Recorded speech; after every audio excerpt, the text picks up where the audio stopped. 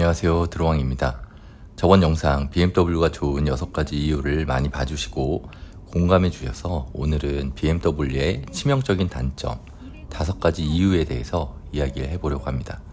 BMW 오너로서 제가 느낀 주관적이고 편파적인 내용일 수 있으니까 너무 심각하게 받아들이지 마시고 재미로만 봐주셨으면 감사하겠습니다. 그럼 바로 본론으로 넘어가 보겠습니다. 우선 BMW의 첫 번째 단점으로는 차가 밟는 대로 잘 나가다 보니까 자꾸 더 밟게 돼서 과속을 자주 하게 되는 그런 단점이 있다고 생각을 합니다. 제가 MBTI가 I인데요. 대체로 내향적이고 조용한 성격인데 BMW를 타면서 예전 국산차를 탈 때보다 과속하는 비율이 훨씬 더 많이 늘어난 것 같습니다. 제가 성격이 조심성이 많고 차 사고에 대한 두려움을 항상 생각하면서 운전하는 쫄보라서 평상시에는 거의 방어 운전을 많이 하는 편이지만 차가 없는 곳이나 고속도로에서는 시원한 가속력을 느끼는 그런 자동차의 재미를 알게 됐습니다. 그래서 악셀을 더 많이 자주 밟으면서 과속을 하는 비율이 늘어난 점이 첫 번째 단점이라고 생각을 합니다. 팀의 만전 점수로 이제 보험료 할인 같은 걸 받을 생각은 아예 접게 되었습니다. 그리고 두 번째 단점은 차가 잘 나가고 재밌다 보니까 운전을 계속 더 오래 하고 싶어진다는 단점이 있습니다. 자꾸 운전하고 싶어서 쓸데없이 돌아다니는 점이 두 번째 단점이라고 할 수가 있겠는데요.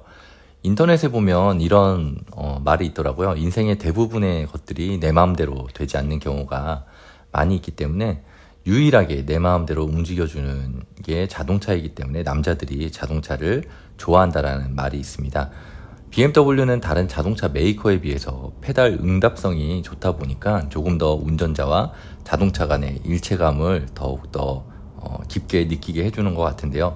그래서 자꾸 운전을 조금이라도 더 하고 싶어서 안 가도 되는 곳을 운전해서 가기도 하고 또 아는 길이나 가까운 길도 일부러 더 먼 길로 돌아가기도 하는 그런 단점이 생긴 것 같습니다.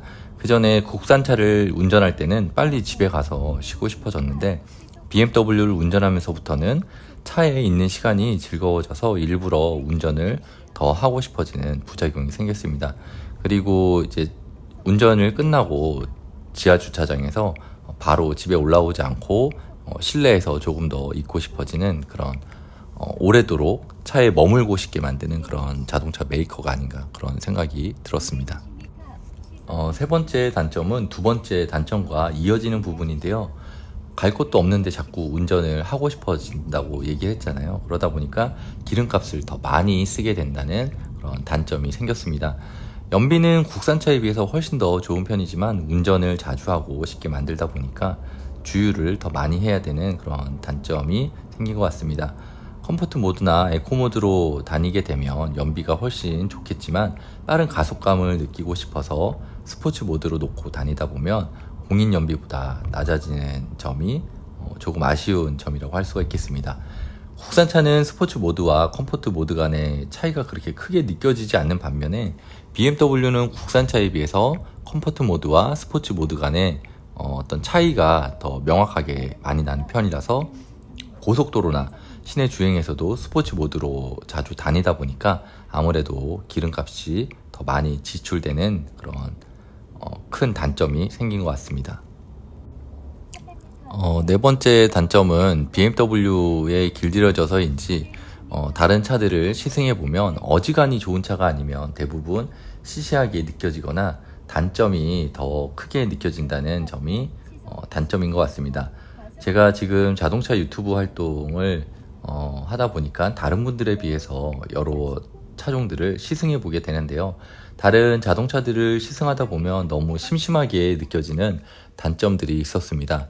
얼마 전에 굉장히 핫했던 신형 그랜저 3.5리터도 타보고 뭐 제네시스 GV70, 뭐 벤츠 GLE 같은 경우도 타봤고 뭐 벤츠 E클래스 뭐 여러 가지 차종들을 시승해 봤는데요.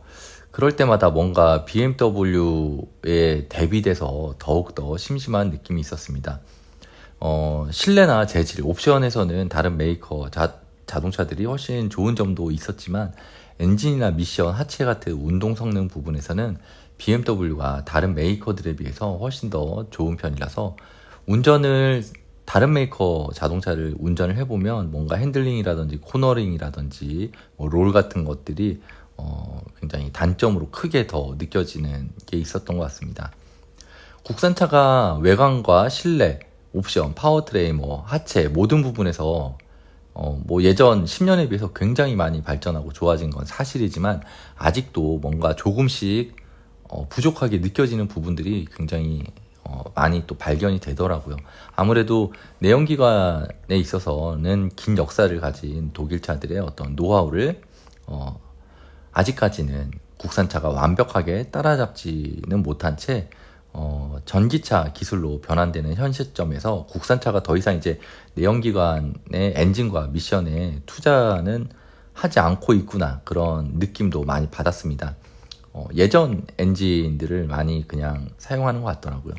크게 보면 이제 국산차도 많이 좋아졌죠. 외관이라든지 실내 내장재 이런 부분에서 굉장히 좋아졌지만 아직도 그런 엔진이나 미션 같은 부분에서 미묘하게 느껴지는 작은 차이 같은 것들이 여전히 충족시켜주지 못하는 부분들이 많아서 아쉬운 부분이라고 할 수가 있었습니다.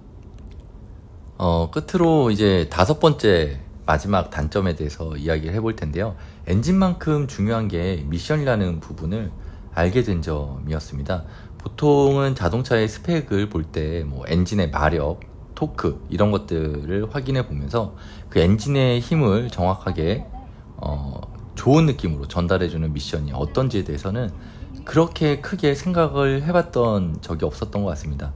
저 역시도 미션에 대해서 그렇게 깊게 생각해 본 적이 별로 없었는데요.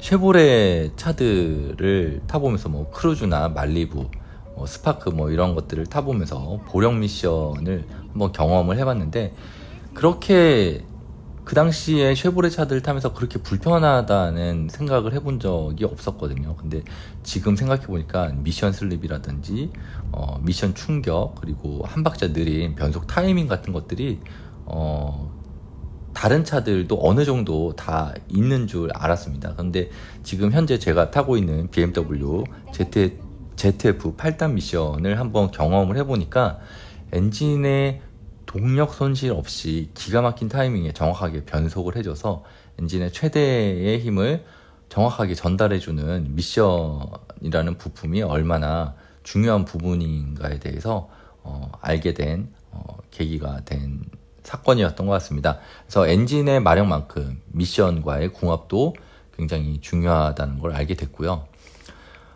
말리부 같은 경우에 하체도 단단하고 고속 직진 안정감도 굉장히 좋았었거든요. 근데 그런 같은 부분에 그러니까 지금 현재 말리부의 엔진 스펙이 256마력 36토크로 530i의 엔진 스펙이랑 거의 비슷하거든요. 그렇지만 미션의 반응과 직결감, 그리고 제로백 같은 것들에서 차이가 나는 것들을 보면 미션 같은 것들이 굉장히 중요하다는 걸 다시 한번 알게 된 계기가 된 게 바로 이 BMW 5 시리즈를 타보면서 그런 부분을 알게 됐습니다. 그래서 지금 다음 차를 이제 구매할 때 시승을 해보고 물론 사겠지만 BMW가 올려놓은 어떤 높아진 기대치, 만족감 이런 것들을 채워줄 다른 자동차 메이커가 있을지도 굉장히 걱정이 되기도 합니다. 벤츠나 포르쉐도 굉장히 좋은 차라고 생각을 하는데요. 일상 영역에서 출퇴근용으로 제가 사용하기에는 또 포르쉐는 너무 좀 오버 스펙인 것 같고, 또 이 세그먼트에서 고민하다 보면 국산차로 갔다가 다시 또 BMW로 오지 않을까, 그런 걱정이 되기도 합니다. 오늘은 BMW 차들의 단점에 대해서 이야기를 한번 해봤는데요. 이야기를 하다 보니까 이게 장점을 이야기한 건지 단점을 이야기한 건지 잘 판단이 서지 않는 모호한 부분도 많았던 것 같습니다. 그리고 일부러 제가 어떤 부분에서는 좀 재미로 찍은 영상이니까 너무 심각하게 그리고 또 진지하게 받아들이시지 않으셨으면 좋겠습니다. 항상 안전운전 하시고 재밌는 펀드라이빙 하시길 바라겠습니다. 오늘은 BMW의 치명적인 단점에 대해서 이야기를 해봤습니다. 이야기는 여기서 마치도록 하겠고요. 오늘도 안전운전 하시고 행복한 하루 되시길 바라겠습니다. 이상 드로왕이었습니다. 감사합니다.